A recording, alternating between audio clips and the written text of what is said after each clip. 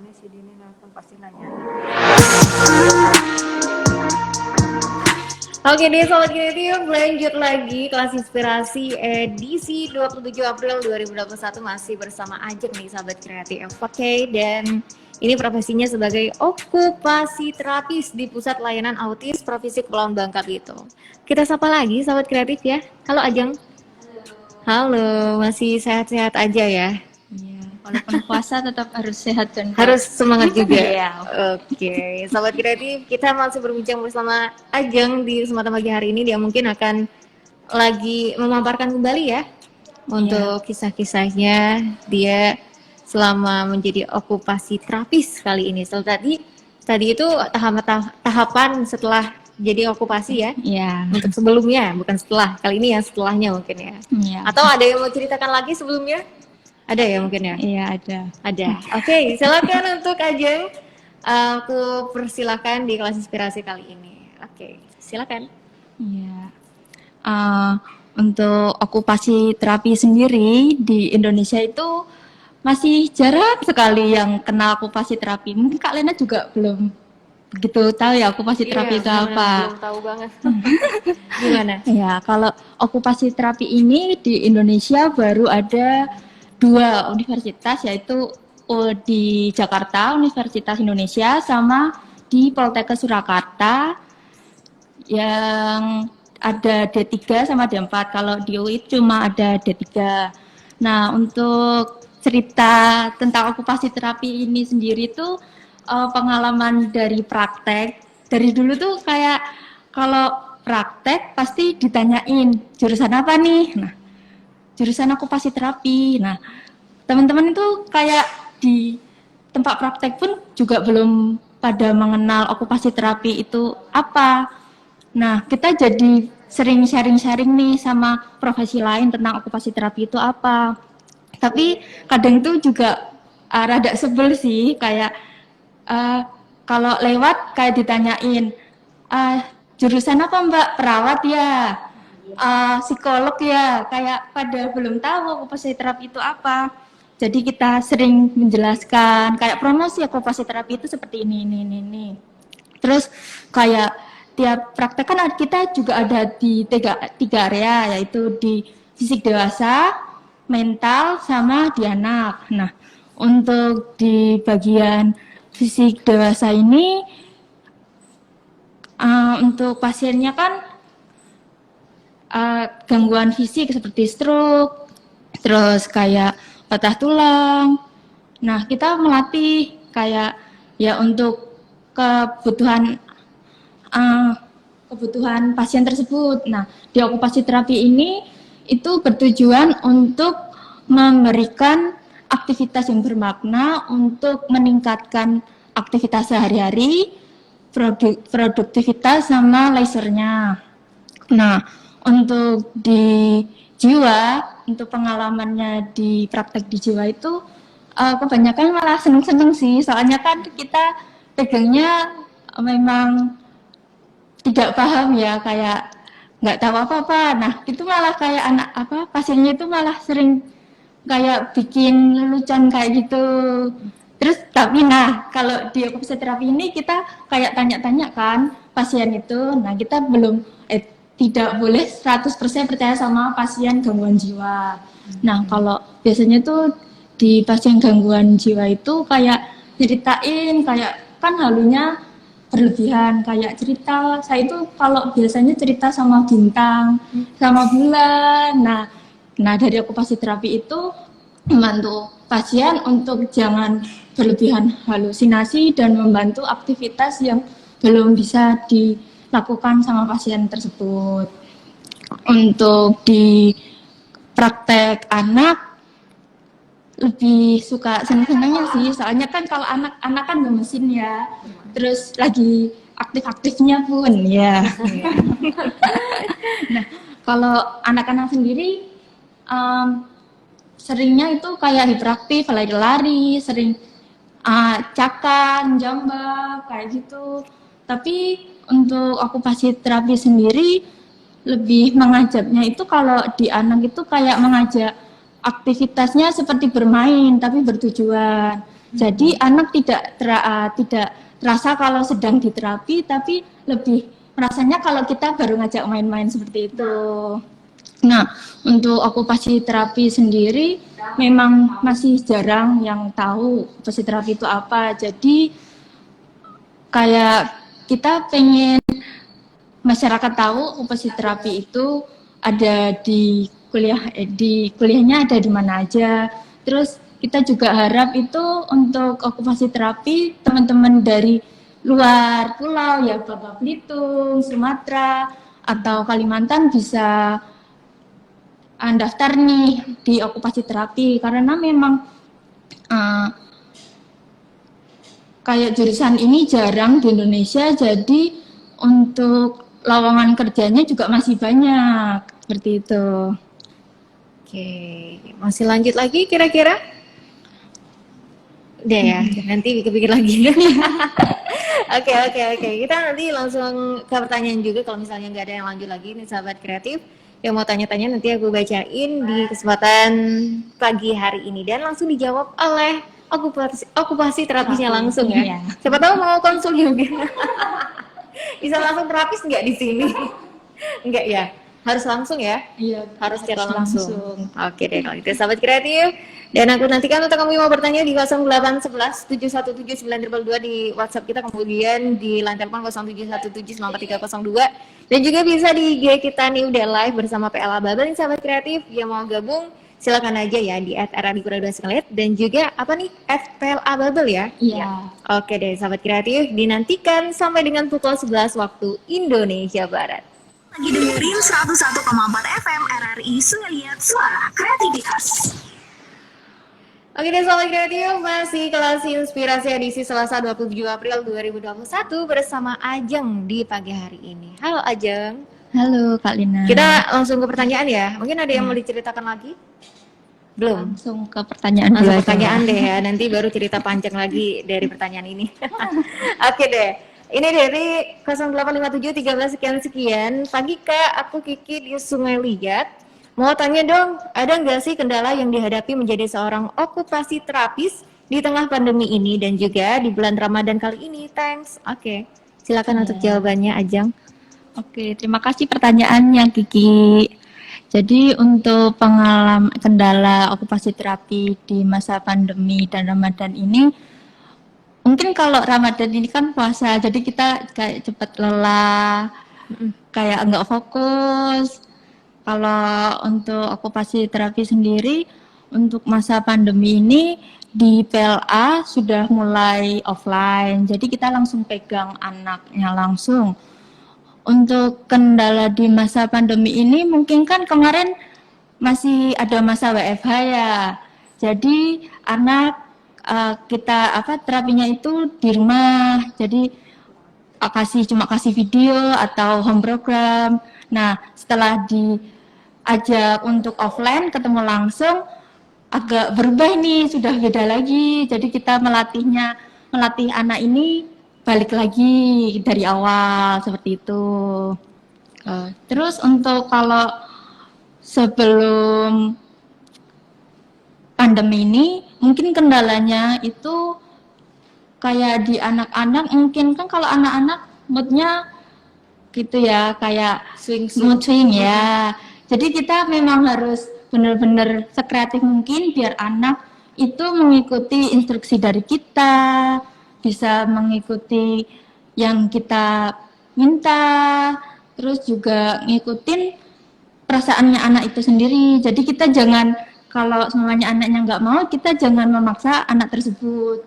Soalnya nanti kalau memaksa anak yang tidak mau, nanti malah jadi perilakunya berubah lagi, seperti itu. Oke, gitu ya untuk kendala-kendalanya. Iya. Oke, sahabat kreatif. Jadi kamu tahu juga cara menghadapi kendala-kendala itu. Bagi di bulan Ramadan mungkin haus, cara menghadapinya minum. Enggak dong. Cara menghadapinya untuk bersabar. Iya, sabar itu penting kalau di dunia anak. Oke.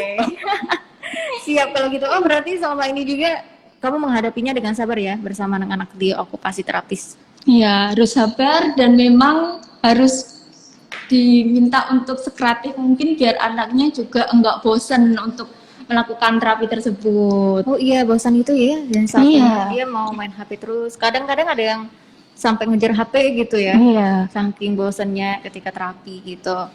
Oke, itu benar-benar harus dipelajari, apalagi menghadapi anak-anak. Kalian lebih ke autis mungkin. Kalau di PLA autis, penanganannya memang autis, tapi kita juga bisa pegang ADHD itu Oh iya, ADHD, hiperaktif, oke. CP atau intellectual disability. Oke, Gitu. kamu semuanya itu dipelajari dalam kuliah kemarin ya. Iya. Oke deh, kalau gitu. Sahabat kreatif, kita akan lanjut lagi. Ada pertanyaan lagi nih ya di IG live kita. Namun kita break lagi nih sahabat kreatif, supaya agak tarik napas sedikit ya. Agak bernapas sedikit ya, mumpung maklum puasa ya. Maklum puasa. Oke deh, kalau itu sahabat kreatif, tetap bersama kami terus di Radio Berdua Ngeliat Suara Kreativitas Indonesia, Tatanan Kehidupan Baru.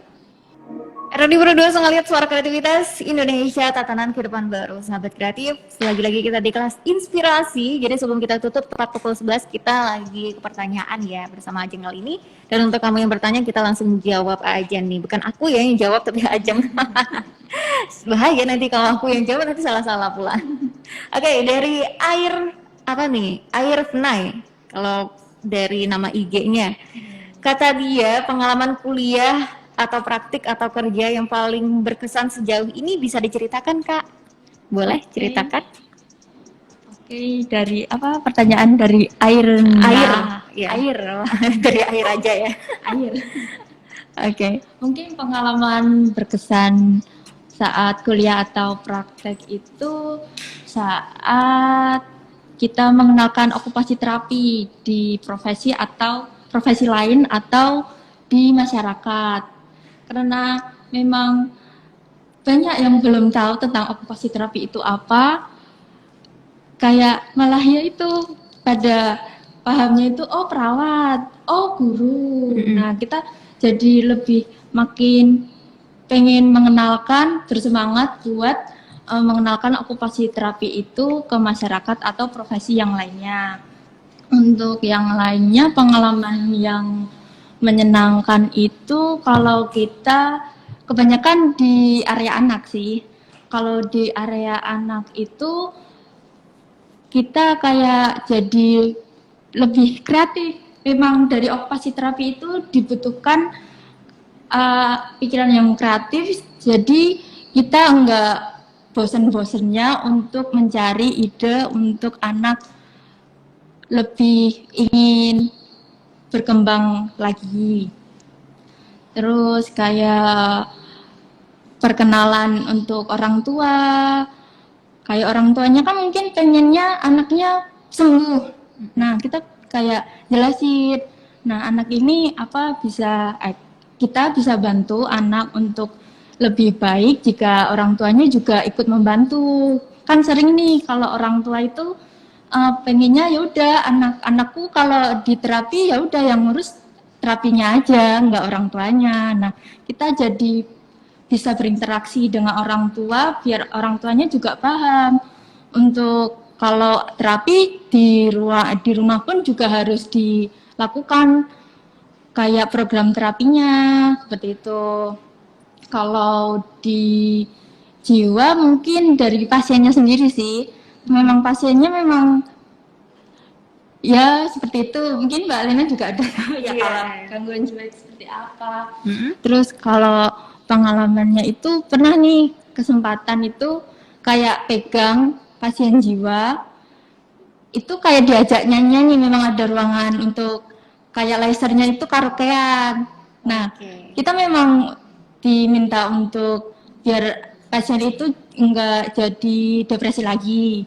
Nah, kita ajak untuk nyanyi-nyanyi, ternyata lagu itu yang bikin pasiennya tambah depresi. Jadi kita Jadi nggak bisa nebak lagu apa yang dia suka gitu ya.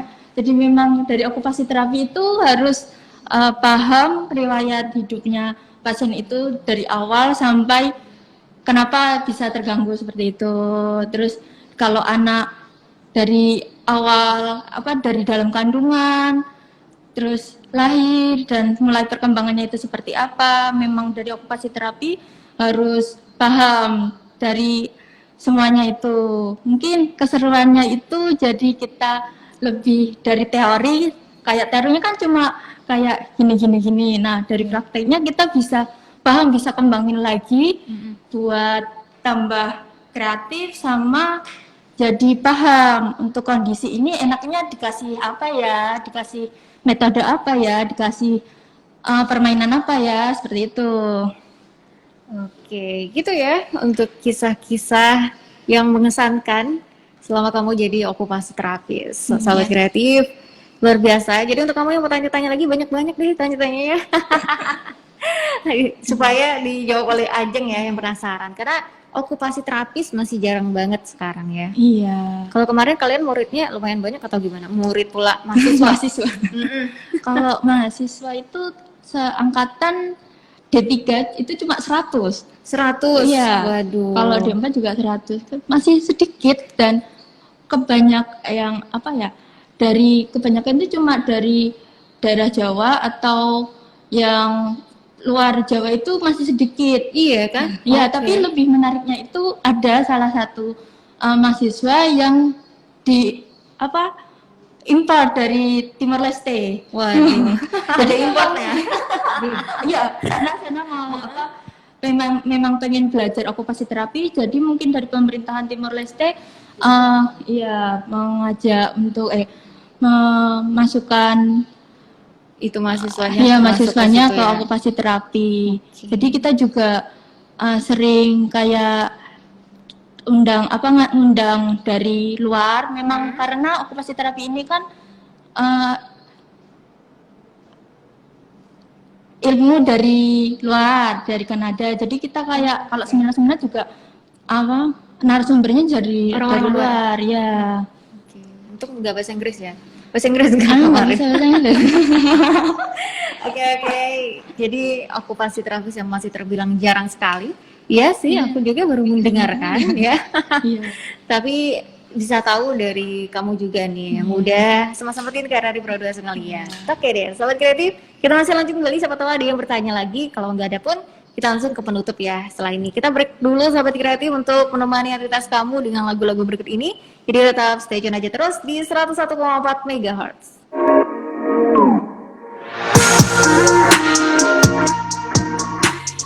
Ya baik sobat kreatif, gue rasa sudah menit ke 55 pukul 10 waktu Indonesia Barat. Kita masih bersama Ajeng kali ini dan kayaknya ini nggak ada yang bertanya lagi ya.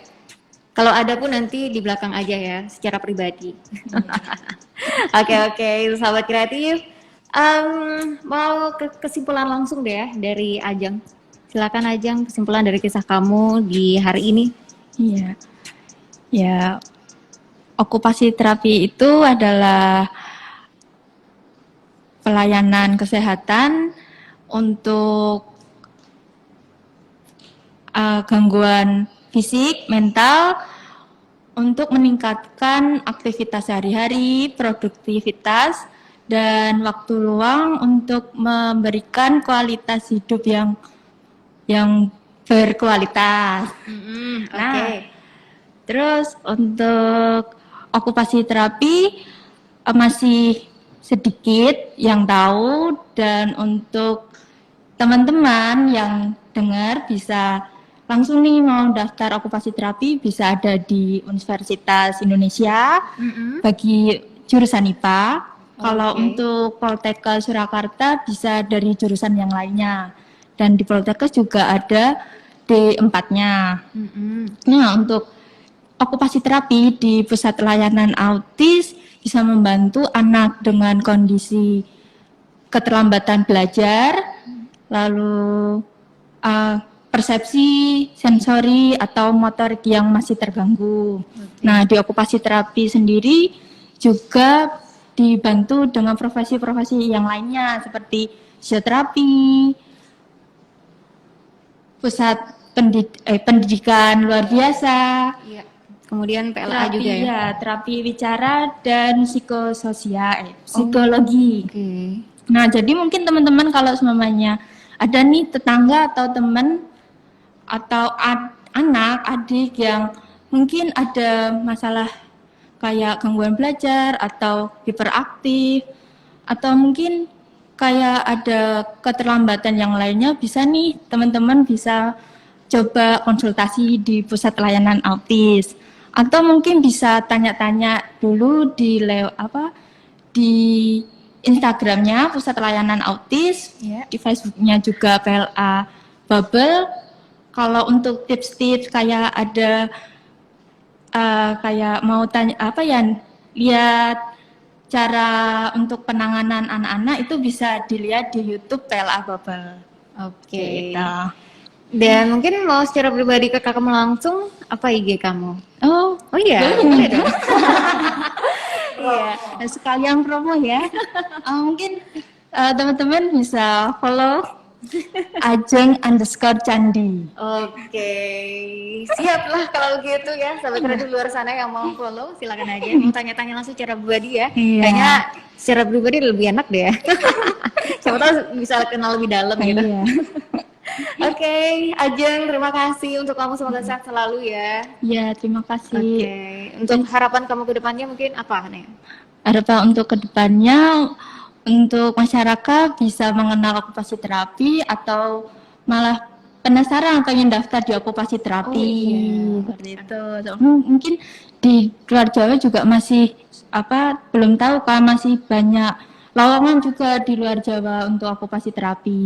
Oke, gitu ya. Masih jarang sekali mau kuliah okupasi terapi yang kamu ketahui ada di Poltekkes. Memang di Indonesia Ada ya? Oh, seluruh cuma Indonesia. cuma Cuma dua, iya. Oke. Yang pertama di Poltekkes Yang sama di UI. Waduh, baru tahu juga aku ya. Masih jarang sekali ternyata. Iya. Waduh, 100 orang berarti dari seluruh Indonesia gitu. Iya. Waduh, oke. Terima kasih untuk Ajeng informasinya, Iya. untuk kisahnya juga di kesempatan siang hari ini. Semoga sehat selalu, semoga semangat selalu untuk ngajar. Iya. Bukan ya, terapi ya? Terapi. Untuk terapi di PLA-nya. Pokoknya semoga lancar selalu. Setelah Iya. ini jalan-jalan. Pulang dari sini gimana nih? Ya, anak rantau biasanya mau menjelajah dulu ya. Iya, Si mau kota sekalian. Mau belok-belok dulu. Oh iya, belok-belok dulu. Oke, terima kasih Ajeng. Iya. Main-main lagi karena itu berdua ya. Iya, terima kasih Kak Lena dan terima kasih juga